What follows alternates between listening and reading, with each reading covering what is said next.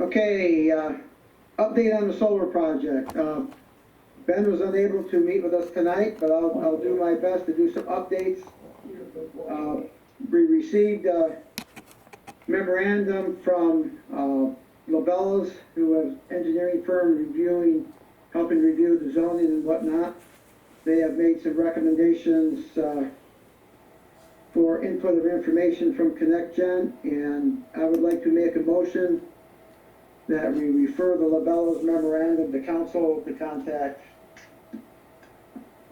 Made a motion to direct Benjamin Wisniewski, counsel for the South Ripley Solar project, to forward Lobella's request as stated in the memorandum for additional information to ConnectGen. I'll make that as a motion. Do I have a second? I'll second it. Any discussion? Board? Hearing none. Roll call vote, please. Heavily, Yes. Rowe, Yes. possibly absent, Rowland, Yes.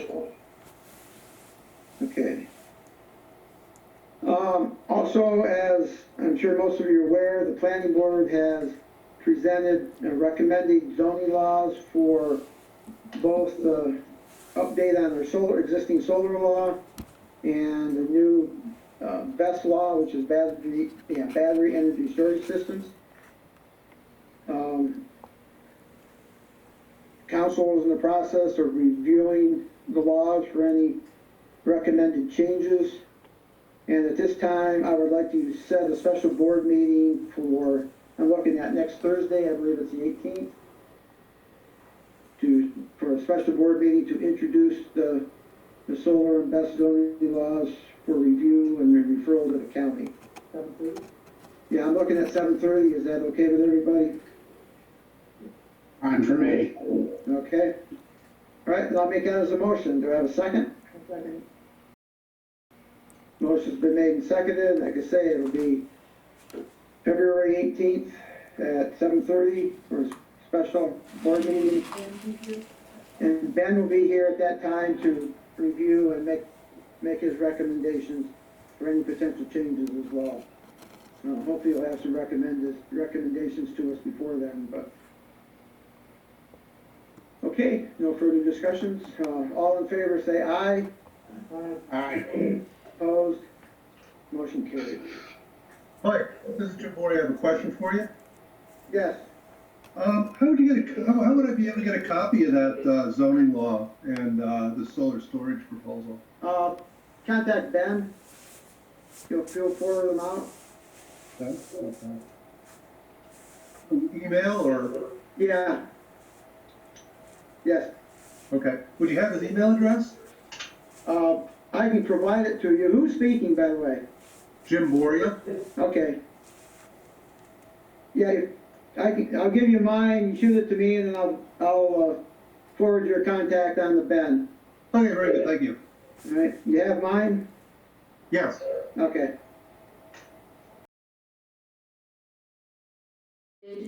The solar zoning draft to send to the town board and approve to do so.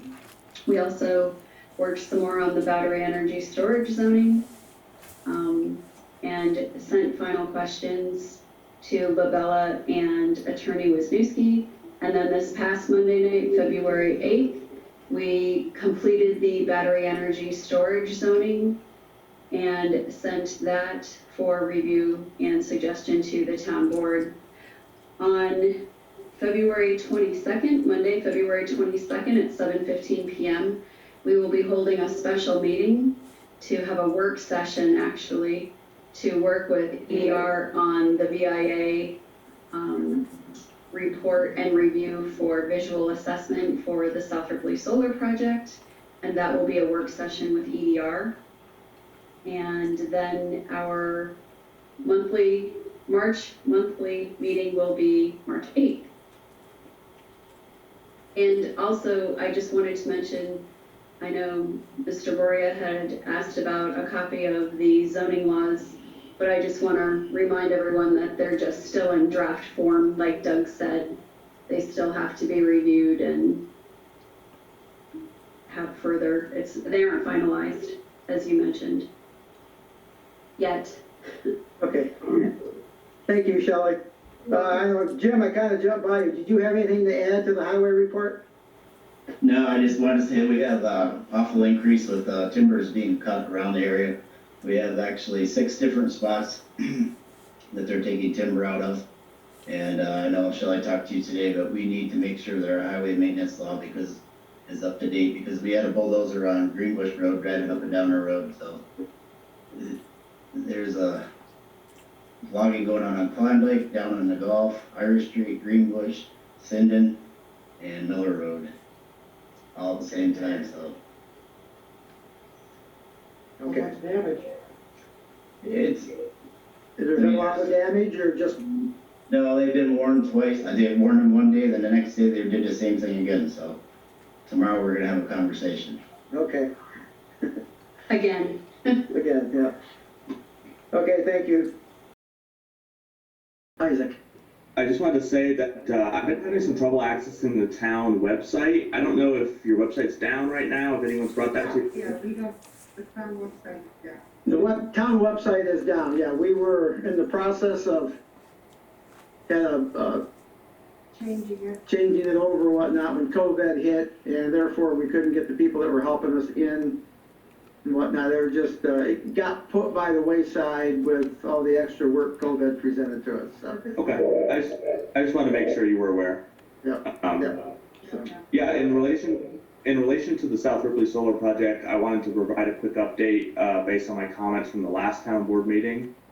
As I mentioned, we had a virtual public information meeting at the end of January that I introduced at the last town board meeting to provide detail on the project, to distribute information about the 94C process and to take questions from the public.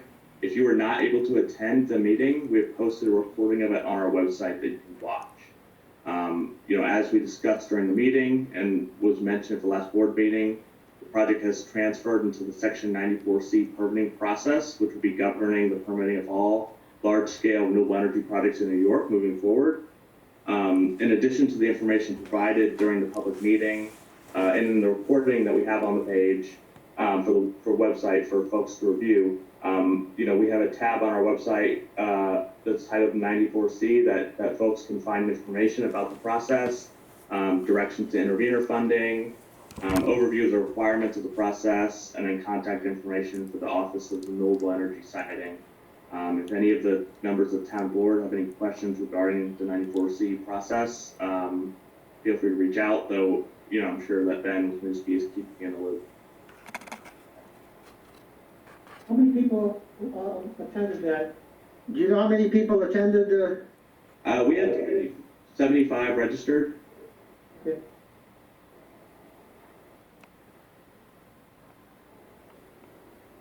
Okay, thank you. Anybody else, privilege of the floor? So, but, yeah, but we do, View them for free too. yeah, you can always come in and view them for free. Yeah. So, yeah, anytime you want to come in and review any of the documents that the clerk has for a request. Yeah, we do plan to get the minutes up online once we get our website fully going again. Anybody else have any questions? Supervisor, I wanted to follow up, Isaac. Okay, Jim, go ahead. Thank you very much. My name is Jim Muscato. I'm permitting counsel for the South Ripley Solar project. And as you mentioned tonight, the planning board has provided the town board local laws for amending the solar law and the battery storage law. I just wanted to provide brief comments tonight on those. We've only had a brief period of time to review the law. On its face, we wanted the town board to know that the law imposes some standards that exceed what would be necessary to minimize potential impacts on the environment. If the town were to enact the laws as referred by the planning board, the limitations in the law would significantly reduce available land for large-scale solar in the town, and that needlessly discourages large-scale solar and energy storage development. If projects like the South Ripley Solar project aren't able to go forward, the town loses out on the economic and environmental benefits associated with the project. And that's also part of the state's efforts in addressing climate change. So we would ask that the town board look at the provisions of the law very closely, look at the restrictions that may not be reasonable or may not be based in science. And for example, one of the provisions is it sets a setback of 450 feet from a property line. That's 4.5 times greater than what the state would have as a setback in the draft regulations under 94C. So that's a provision that the town should look at closely. Another similar provision, it does not allow for participating landowners to waive setbacks to their own land that they agreed to with a contract with the developer. So what that does is it creates orphan strips of land throughout the project, which requires more acres of panels in different areas and doesn't allow to maximize the use of the land that's under control with the developer. So that's another thing that should be looked at closely. There's a provision on tree cutting that's very restrictive, that no other commercial use in the town, and no logging was mentioned earlier. It's a 5% provision that limits the amount of logging or tree clearing that can happen on a property. There's also a limitation related to prime farmland that does not allow more than 3% of prime farmland in the entire town to be used for solar. Again, very restrictive. It's something not consistent with Department of Agriculture policy. So, and further, also, the developer, South Ripley and ConnectGen, was not afforded any opportunity to provide feedback at the planning board stage.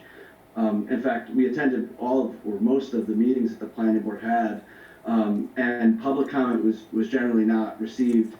Questions were not allowed. It was very restricted. So again, just in case the town board was thinking of it as receiving a lot of public feedback and input and consideration at the planning board, that was not the case.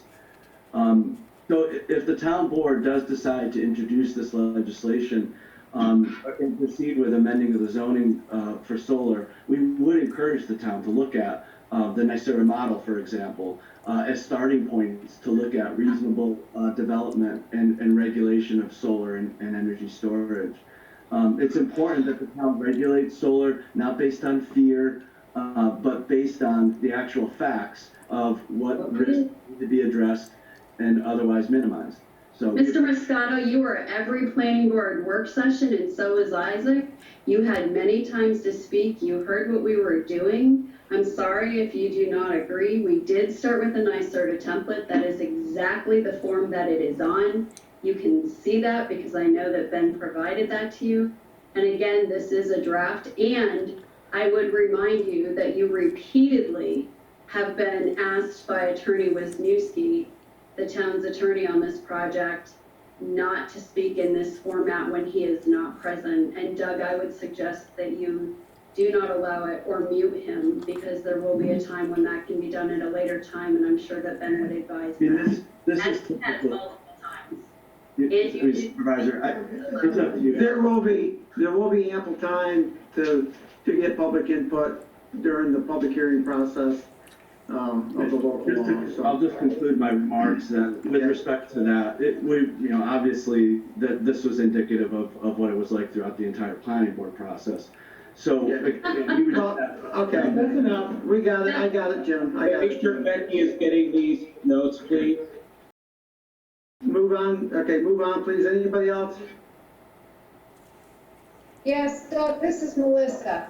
Yes, If we could go back to the agreement with Love's, please. okay, Would you tell me one more time the 5 categories that monies are going to be funneled into? well, it'll be, reduction of debt service for both Water 5 and Sewer 2. Like I said, I don't know how much yet, but there'll be some. The sewer plant upgrades, we do have a grant package in place now that we're working towards for the sewer plant upgrades. Anticipated cost for the District 1 users for that was an additional $39 per quarter on their sewer bill. We're hoping to do away with a large part of that with this funding as well. And, you know, I mentioned a couple of water plant upgrades, you know, the I forget what it's called, orthophosphate, thank you. Addition to the water plant and, you know, capital purchases moving forward. Keep in mind these current infrastructure expansions, you know, we're getting pretty close to max capacity for both the water and sewer plants. And we've got to plan for future expansions with the hopes of, you know, other developments coming in the Shortman Road corridor. And so that's part of the funding that there's that. I certainly get that, but you're also expanding outwards towards Westfield. Why aren't they paying for part of those capital projects? Those capital projects shouldn't be put on the backs of the people who are already paying for the majority of the development of this. I would think that the capital projects would be something that the entire town and surrounding districts would have to pay for. Keep in mind what we're doing. The influx of this money into the water and sewer districts will definitely help. That's the only avenue we have to provide additional funding into the water and sewer district. It's being a little creative. We've talked about this from the very beginning, and I said, in one of the very first meetings, if there's any money coming from Love's, is it gonna offset the, amount that we have to pay? Yes. You said you would look at that. Now all of a sudden you're funneling capital projects that have nothing to do with our portion of it, yet you're still paying for it. No, you misunderstood. Yes, a portion of it will be reducing the debt service for water 5 and sewer 2. Right. So why can't all, I agree, we have to do updates, and renovations, whatever you want to call them, to accommodate the expansion that we have. Just one person. Why are you taking capital projects and adding it in here when those capital projects really don't have anything to do? More money should be funneled towards the debt service. It's still, yes, we're paying it, Doug, but it's not easy.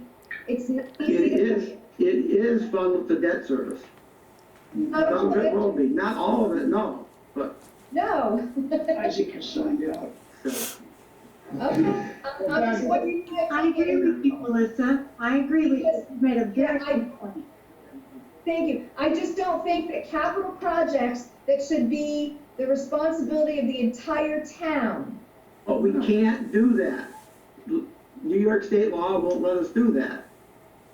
Well, don't. This New is- York State- okay, New York look. State law should- This is, let me explain it. This is by pulling $40,000 of property tax revenue away from the whole community to the sewer district. So in some extent, the whole community is helping cover the cost. You know, Not at $1,500 a year for the next 38 years. I get that, but Right, so- it'll be a reduction. It's gonna be a reduction, but it could be more of a reduction if we weren't paying the majority, the lion's share of all of this. And we still are. First, thank you very much for getting as much as you have from them. I appreciate that, but I just don't think that a capital project that money should be put aside for capital projects when it could be put towards the debt service and help the people of the town just a little bit more. 43 jobs is great, but there's more than that are paying for the entire project. So. Okay, thank you. All right, anybody else? The question was asked, if another development project comes in, how will that host community agreement and or pilot be handled? Depending on what the project is and what their needs are. So. Is the average $1,500? For water and sewer, that's roughly, yeah, per year, yeah. So, okay. 150. No, on the pilot itself, 11,000. No, I think the county was 12. And the school was 30. I mean, those are approximate numbers, but, yeah, look at that, so. Okay. Anything else? I'm about ready to lose my voice, folks, so. Doug, Yes. Bob McIntosh. Yes, Bob. Couple things. First, I sat through several of the planning board special meetings along with the regular, and I want to thank them for their work on all of those items. I have one comment on all of that, and that would be someone at some point needs to review the existing zoning and merge the existing document with the proposed documents.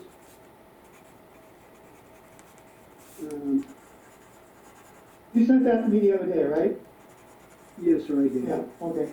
That's, I spoke with Attorney Ben, and that's being taken care of.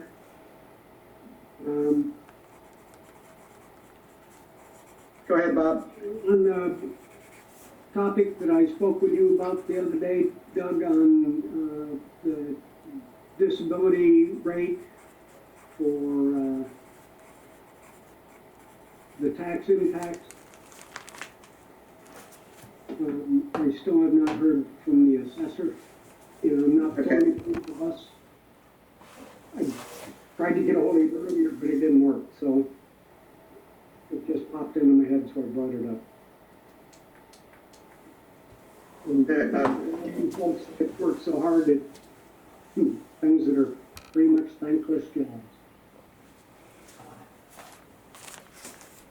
Okay, if there's nothing else, I'll accept the motion to adjourn. I'll motion. I'll second it. Motion been made and seconded. All in favor, say aye. Aye. Opposed?